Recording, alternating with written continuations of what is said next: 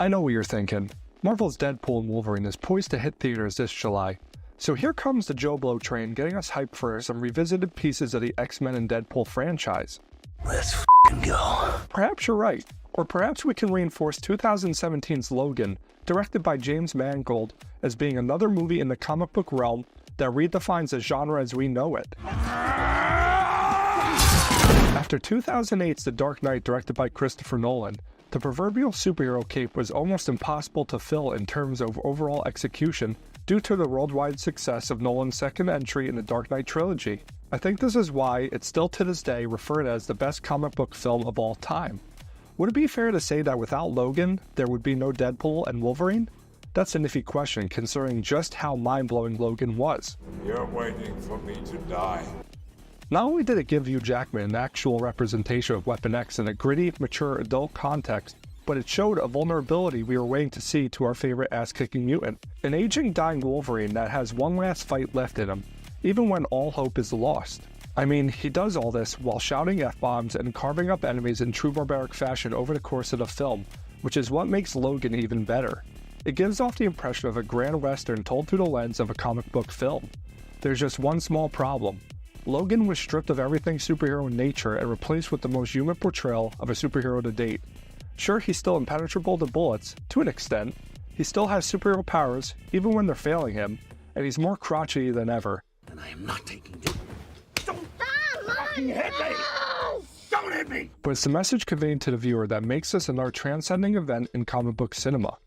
Humans have been pondering for the longest time about a certain roadblock in our life, which is what makes Logan's theme so profound. When time has always been our biggest enemy, have we achieved a self-fulfilling life? Has there ever been regrets or aspects throughout our journey in pursuit of an ideal higher road when the dust settles? I think this is what establishes Logan as one of those unique gems within the comic book world. And that's all due to director James Mangold capping off not just a successful Wolverine standalone trilogy, but Jackman's X-Men legacy as a whole. So it's me, Paul Booksaber, aka Paulie Books. So let's pop out our adamantium claws, light up a stogie, and go full-on berserker mode as we discuss 2017's Logan, directed by James Mangold.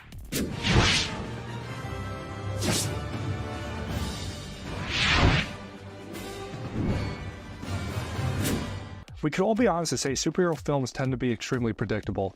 The hero or heroes come face to face with an intimidating threat, the world is put in peril, and we are forced to deal with the villain's comeuppance only for them to be relinquished in the third act. Straight and simple, right? With films like Spider-Man 2, The Dark Knight, and Logan, they're so respected in movie history because the hero is put into insurmountable odds while juggling their personal life, creating mental anguish and struggle. It all feels too real. And we can relate because most of us work two jobs while balancing a family, paying bills or barely hitting deadlines, and most of all, wanting that quality of life that we look forward to on the weekends. We got a serial rapist in Crown Heights. Oh, jeez, I'm sorry. That's from my other job. It's not all sunshine and rainbows for our pals on the panel, that's for sure. However, Logan to me does this better than most, because he barely has a support system and it's downright depressing, as it is bleak. This is a man who we all know as this epic superhero that has fought in multiple wars, had epic battles in the Statue of Liberty or within Xavier's School of Gifted Mutants, that has sacrificed himself time and time again for the greater good. Before we continue with our video, here's a reminder to click the Store tab on any of our Joe Blow channels and browse our collection of the latest and freshest designs in our merch store. Go get you some. Now we're succumbed to Logan being a limousine driver on the outskirts of Texas and taking care of a very frail and bedridden Charles Xavier, who suffers from telepathic seizures that could decimate everyone on Earth, but I'll get into that in a bit. But that's not the least of his worries. He's confronted by a woman, Gabriella, who needs Logan to get a young child by the name of Laura out of Dodge, giving him a big sum of cash and asking him to drop her off at a secret location called Eden. Logan does agree to take both into hiding, as the money he receives will get Logan, Charles, and Xavier's caretaker and mutant seeker Caliban away from their industrial metal shell of a slum, and instead living on a tropical island somewhere. But this is where the film showcases Logan's race against time. Laura was developed by Logan's DNA due to a bioengineering company called Alkali Transgene, looking to make mutants the next wave of military weaponry. This by design makes Laura Logan's daughter. Crazy, right? Cyborg mercenaries that work for Transgen called Reavers are on Logan's tail due to Laura escaping. Logan must decide to fight the good fight or give up the one mutant that may be his closest link to reigniting his own humanity again. And considering this takes place at a time when most of the mutant population was wiped out, you know damn well Logan will protect his own kind. Especially when he obtains proof of mutant child abuse at the hands of Transgen through the help of Gabriella's phone. Logan is truly depressing stuff indeed. Logan has some truly impressive scenes ever put onto screen within a comic book film, and that's a testament to its R rating. We get to see Logan slash and gash multiple foes in true barbaric fashion. It's real gory stuff, you're gonna love it. It's something us hardcore X-Men fans have been waiting for since his introduction in 2000. Logan's beginning scene shows an opposite introduction to other X-Men films from years prior. Logan is drunk and passed out in his limo, looking miserable and tired. It's when a bunch of thugs decide to jack the rims and tires off which infuriate Logan, causing him to go into a rage. He literally chops limbs off, sticking his claws through people's faces, underneath chins, multiple stab wounds to the chest. It's fantastic. It's sad seeing our friend move slower, his claws barely popping out, and that's all due to the adamantium poisoning his blood, slowly killing him. I don't think the constant alcohol indulgence helps him either. We also get an amazing display of Laura's X-23 in savage fashion, as she is just as ferocious as Logan.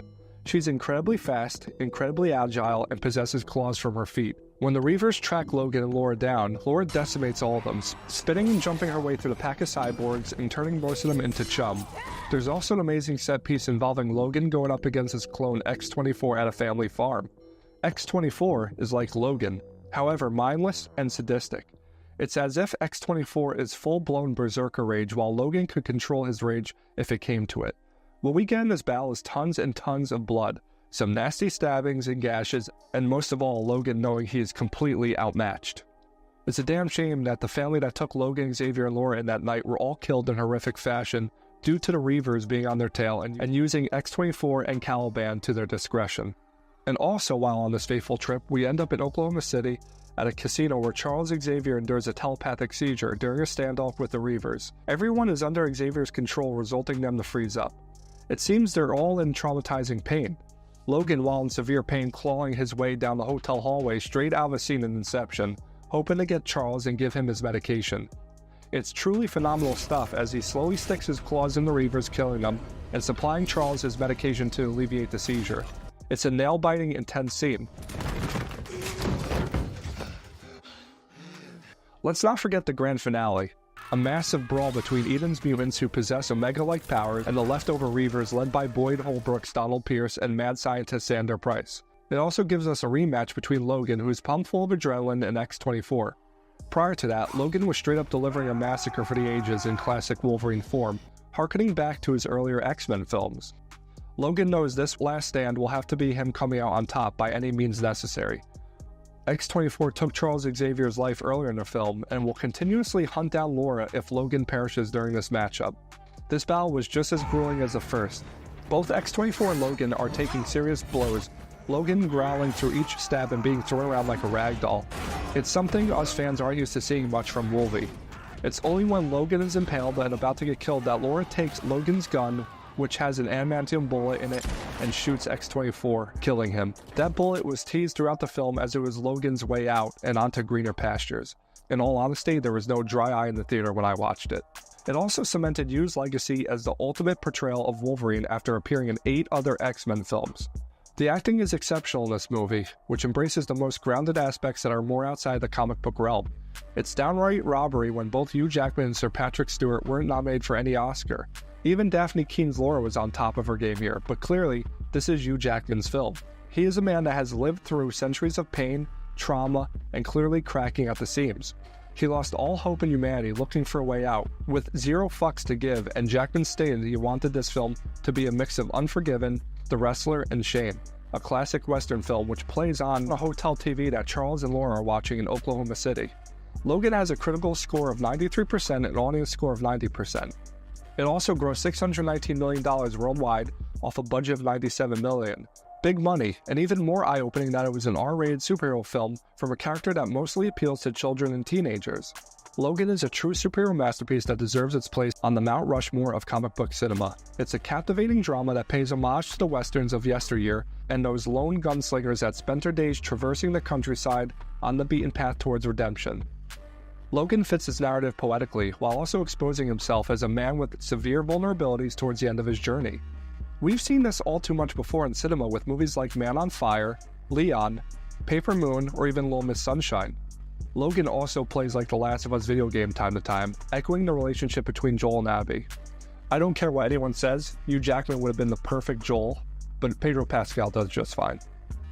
Please see Logan if you haven't done so. It's a film like this that keeps us perfectly balanced in the comic book genre. While we get some left field camp or popcorn fodder entertainment, there are films like Logan, Joker, The Batman, Watchmen, Dark Knight, Winter Soldier, Spider-Man 2 that make comic book films stand alongside Hollywood's best and be just as respected as an art form.